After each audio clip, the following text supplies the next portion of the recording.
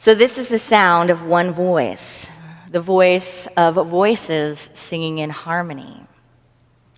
This is what it sounds like. You just felt what it feels like, right? Did you feel it? Could you feel it? More than just a thought, more than just an experience, but a full feeling. Charles Fillmore, in the book Revealing Word, which is a book of definitions and terms and ideas and consciousness, talked about a few things that I want to read to you. I'm just going to give you a few definitions, and it's up to you to put them together in whatever way you see fit. Sanctuary of the soul. The secret place within man-woman's being where he or she has a rendezvous with God. Charles Fillmore. The duality of man. Man, woman is a duality in seeming only. A unit when he knows himself. His ignorance of himself and his relation to God is the cause of seeming duality. When wisdom comes to him and he makes wisdom his own, there is no longer a war between the ideal man in God and the becoming man in the Lord God. The cells of the body. Structural and functional units of organisms made up of atoms composed of electrons and protons, which in reality have their origin in the supermind. These cells are adjusted, one to the other, through associated ideas. When divine love enters into man's thought process, every cell is poised and balanced in right order. Law and order rule in the cells of the body with the exactness that characterizes their action in the worlds of a planetary system. I'll give you a moment to digest that.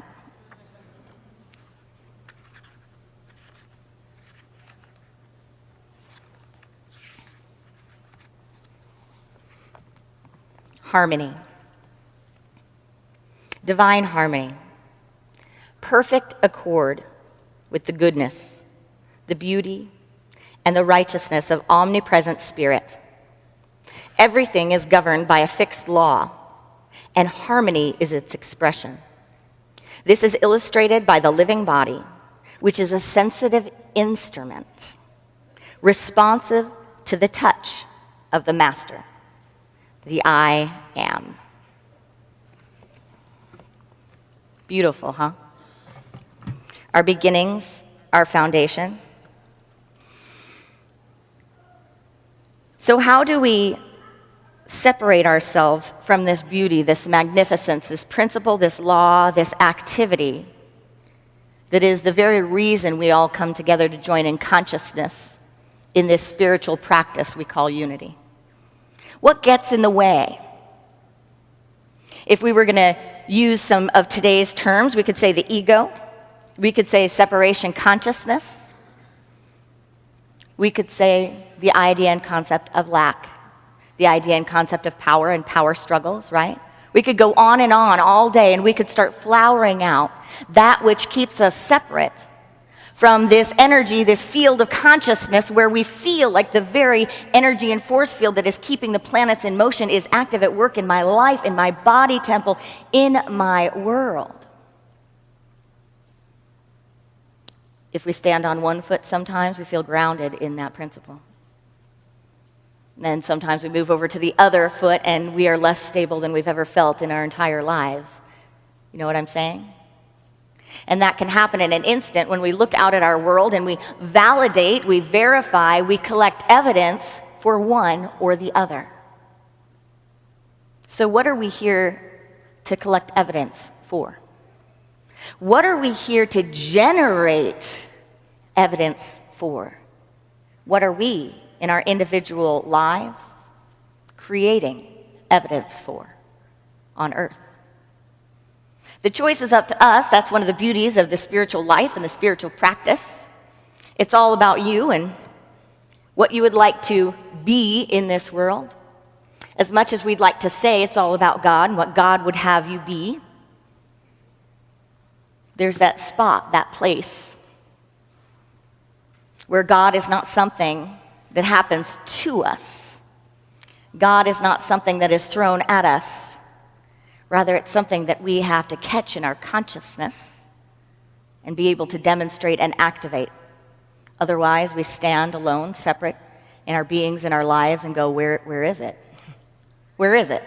Where is it? I'm here, I'm willing, I've prayed, I've thought, I've been told, where is it? It can be hard to find it if it's not coming to you, through you, and expressing as the co-creative and loving faculties that are you and that are present everywhere in equal amounts in this universe. Everywhere. We say God, the good omnipotent. We say God is omniscience. God is all power. God is all wisdom. God is everywhere present. That means that the spiritual fabric of this universe is that everywhere, in every space, every time, without fail, the allness of what we consider source. And I challenge us to expand that even to the idea, the concept that is everything even beyond what you could even ever understand as source. Beyond that. Far beyond that, everywhere present, absolutely awake and alive in our beings and in our world. Amen? So again, back to the problem. Has anyone ever bought a lottery ticket? Just for a moment, feel how that would feel. Has anyone ever won the lottery, like big time? Come on. Tell us who you are, because we're ready to have some fun. No. There's some people that I know that have won the lottery. I have my grandmother's sister who lives in Florida. She won one of those huge, it was either the New York or the Florida lottery, but it was one of those big ones that forever you don't have to worry about anything. And it's really beautiful because she has a son, a distant cousin of mine, who was in an accident. There was a drunk driving accident when he was, I think, still in high school. And so he has, very special needs and will always need to be taken care of. Imagine that, right? To think that forever you have no worries. Even after you're gone, you have no worries that the best care will be there for your loved one. But back to the lottery ticket. Imagine if just for a moment you have that lottery ticket in your hand, and if you want to just look at it in your hand or close your eyes and just feel it and you have it, and a lot of us have probably played this game, right, where you sit there and you overthink it. You think, oh, I'm going to bless this, and what does this mean? What does that mean? Oh, what would it feel like, right? What would it feel like if they call out the numbers? And then maybe you have that little part in you that gets kind of excited, but then says, come on, stop being silly. It's not going to happen. Come on, it's going to happen. It's not going to happen. But just feel that lottery ticket. And feel the emotions and the thoughts within your body as you get it, that those are in fact the numbers, that you have won, that it happened and you got it. Can you feel that? Just breathe into that.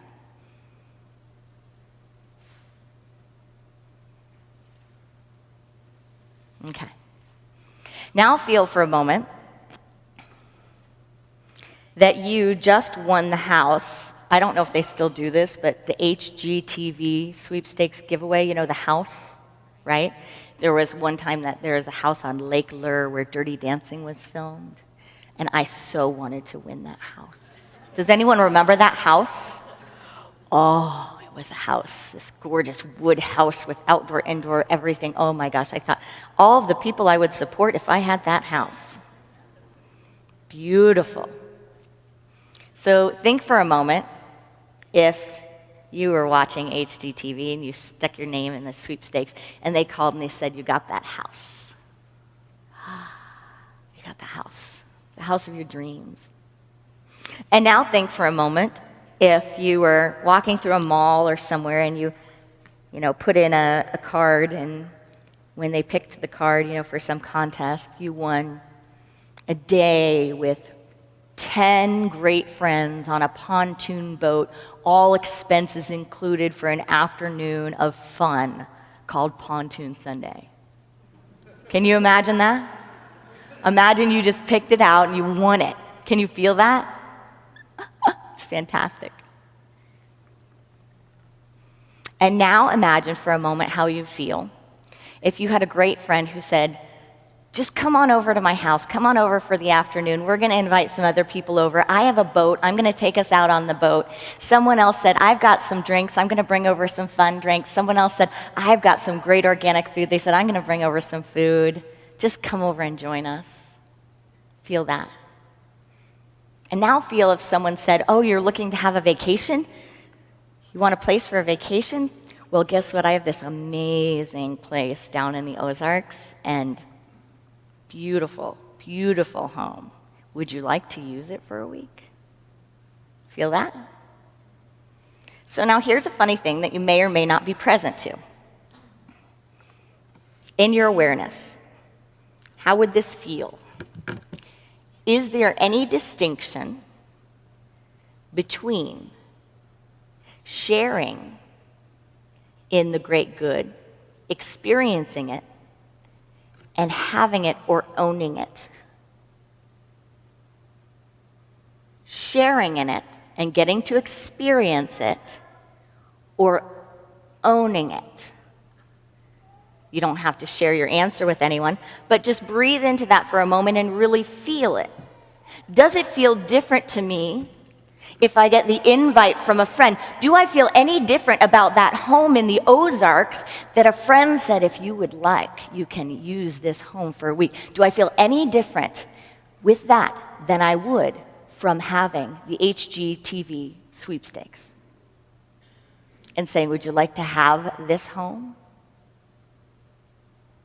If I feel any different about the boat rental, the community getting together, whatever it is, winning a boat trip versus owning it, planning it, being in control. If I feel any different about being in your backyard and experiencing the glory of your magical backyard in all of its bamboo shoots and coves and sacred places, if I feel any different about that than if I owned it myself,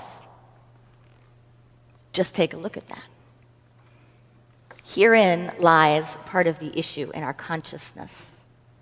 When we get ourselves tied up and twisted with the concepts of separation. The concept of separation and the concept of ownership keeps us more distant from our joy, our peace, our gratitude, and our happiness, our real happiness, than many things we would ever imagine. Ownership. When we are craving ownership, the opposite of not having that ownership is a feeling of lack consciousness, is a feeling of not having, is a feeling of worthiness not given. Oh, but they, but not me. That's the issue of ownership. Our society has a disease somewhat, a disease that leads people into the illusion, or a disease through which people lead themselves into the illusion that having and owning means happiness, means more good, means more God, means more joy, means more worth. Has anyone ever owned a lot? Has anyone ever owned something that is draining to take care of, whether it be a relationship, a job, a piece of property? Anyone ever owned something that is more than they bargained for? See, ownership doesn't mean happiness. Amen?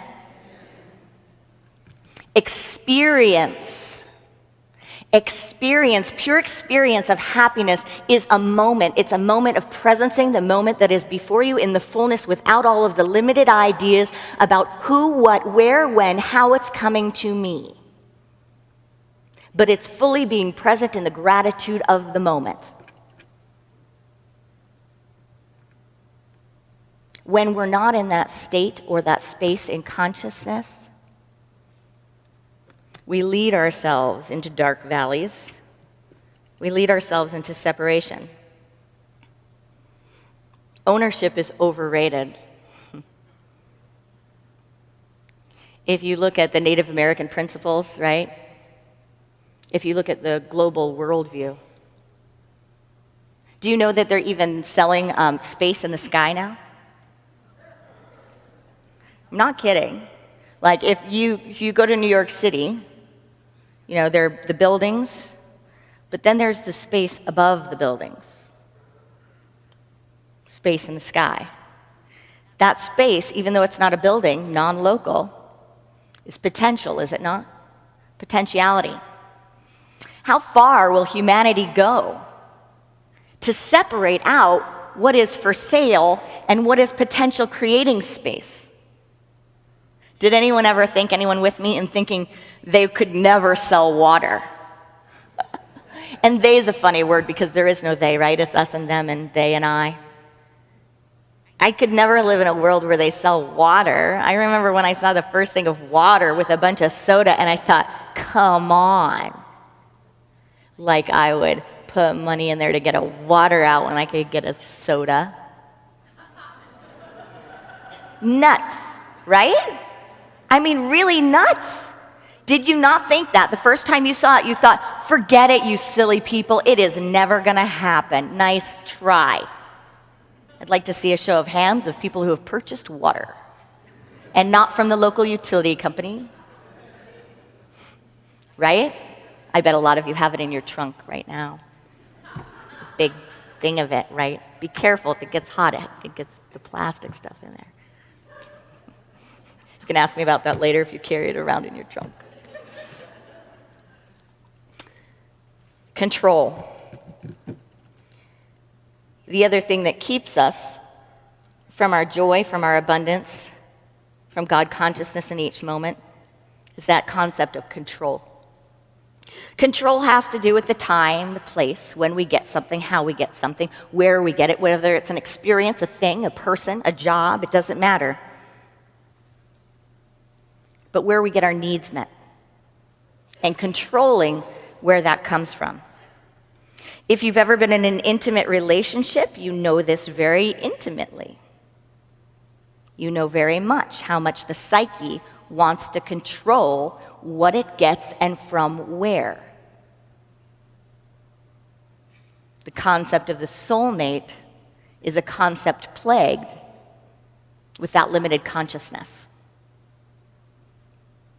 The more someone enjoys someone else, the more someone feels like every single need I have can be met through you.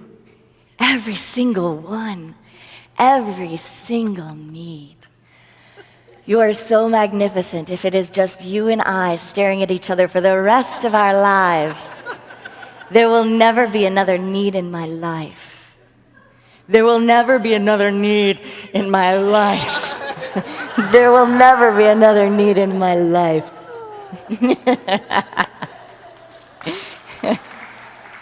Do you feel that though?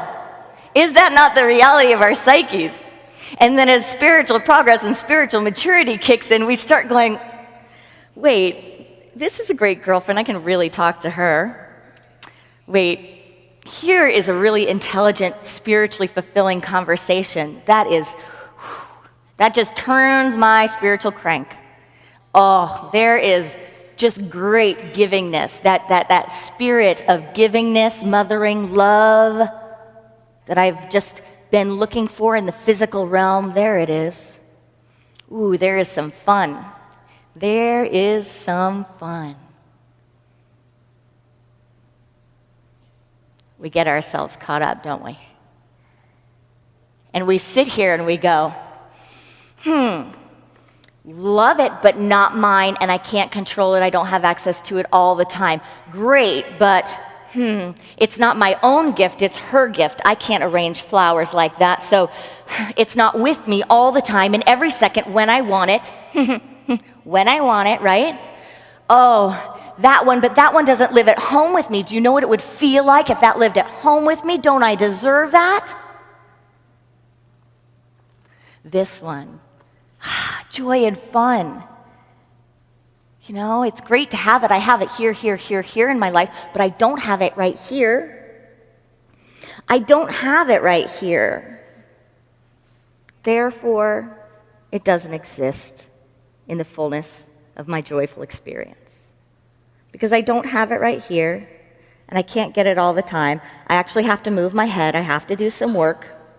I have to take my head, and I have to move it from here to here to be able to receive it. Maybe sometimes it's available. Maybe sometimes it's seemingly not. But if it doesn't come in the form, the shape, the source that I wanted in any moment, I am going to lessen my happiness. Are you following me? There is a belief in my mind, a structure in my consciousness, something in my field that tells me I should be more excited if I won the lottery than if I'm sharing an afternoon with friends. I should be more excited if my job looks like this and that and this and that, and if all the things that I think I ever wanted came together in the perfect package exactly like I determined it, rather than some unseen miracle, some unforeseen, unplanned event of gratitude where I never thought I would be open to that, I never thought I would consider that, and here I am having given up things that I thought I was looking for, and I found out that everything I need and have ever needed was always right here. And the only thing I had to do was take my eyes and circulate them. The only thing I had to do was take my emotional field and stop closing it off to that which I can control and own, because isn't control and ownership an illusion anyway? Who has a plan? Who has a plan, an insurance plan with the divine, and where they have listed everything that they'd like to take with them?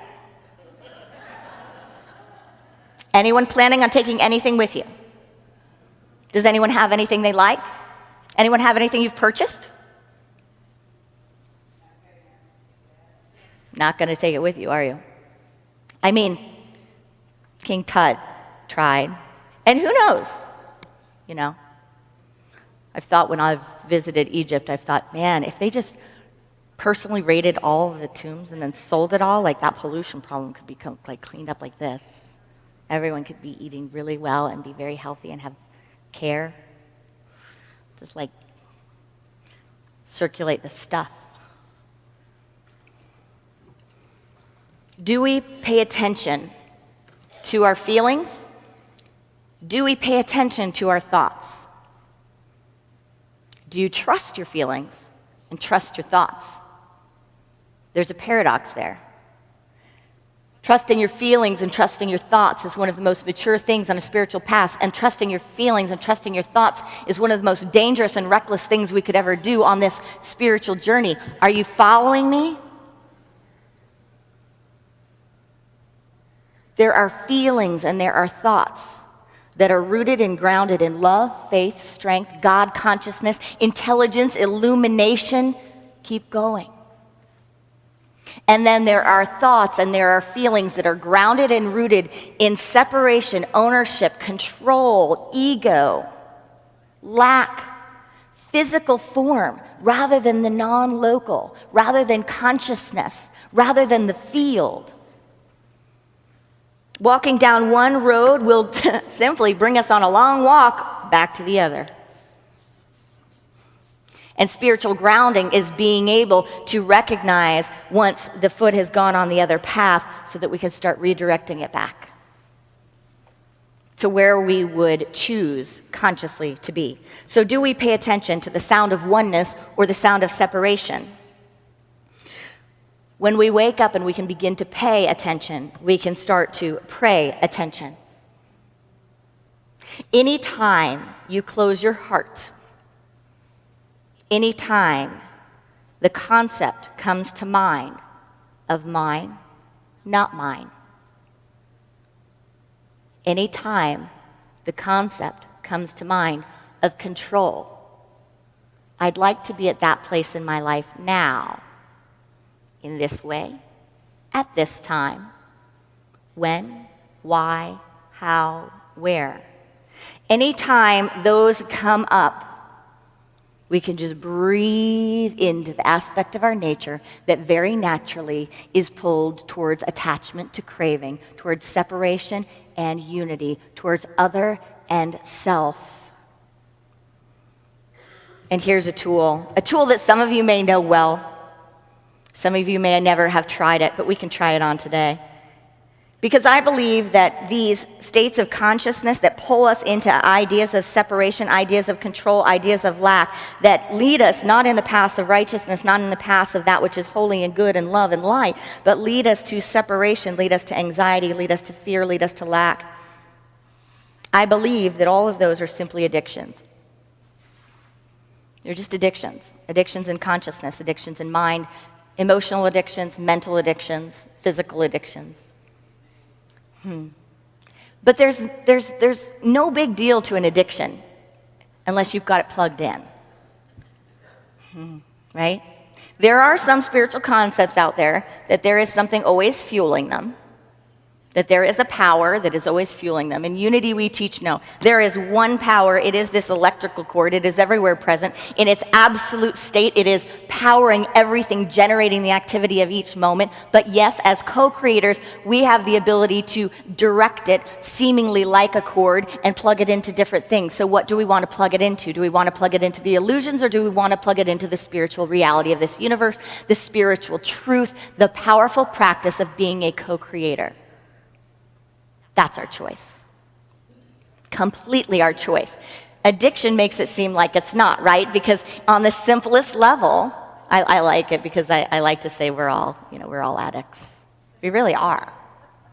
I know. Cancel. I am not. But if there is anything that you have ever wanted to stop doing and you haven't stopped it yet, if there is anything that you have wanted to start doing and you haven't started it yet,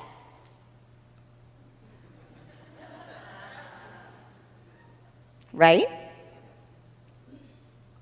Because an addiction is simply knowing a higher way and not yet choosing it.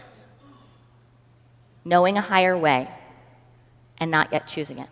So the tool then becomes simply to have awareness when these moments arise, and humbly, just like many in our world that have healed themselves, that have said yes to the power of healing, to just say, "Hi, my name's Erin, and I'm an addict." Really? My name's Erin, and I'm an addict. When I see that thought, that emotion, that behavior that is drawing me into the path that I do not prosper down, drawing me into the consciousness that I do not want to multiply, demonstrate, or lead other people to. It's simple, we make it complicated. The second part is this.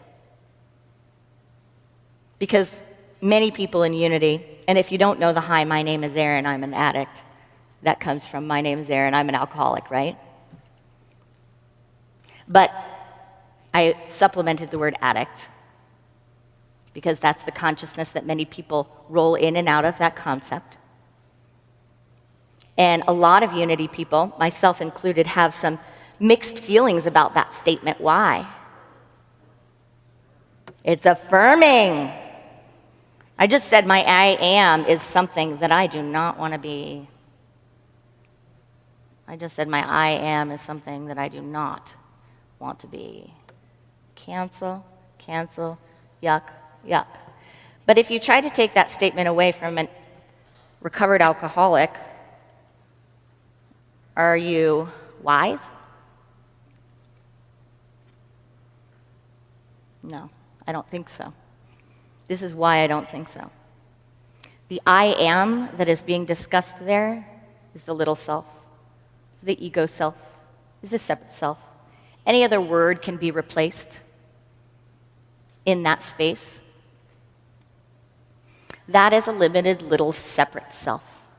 And I think everyone that's in the program understands that distinction very deeply.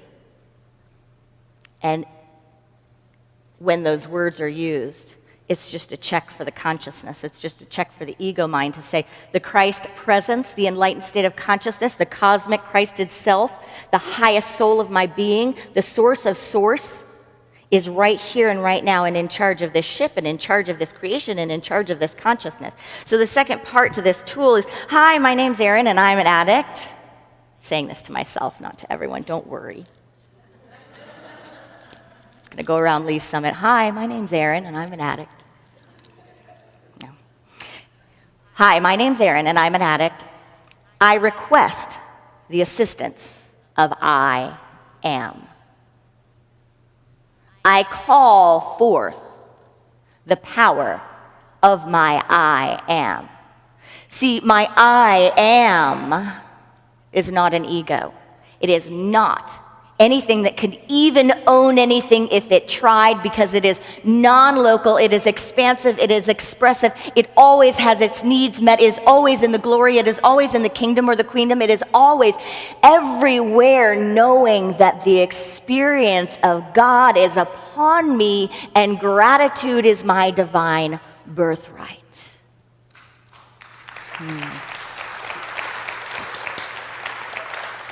So are we willing to let go of the lack and limitation for the one intelligence, the one substance, and the one life?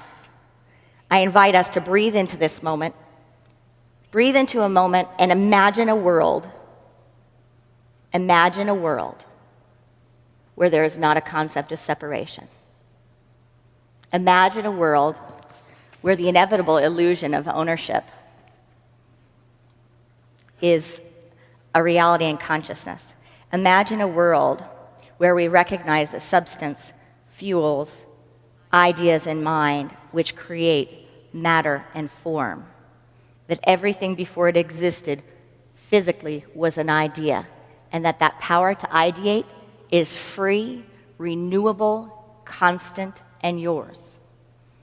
I want to close with this reading from the book, God Will Work With You, but Not For You.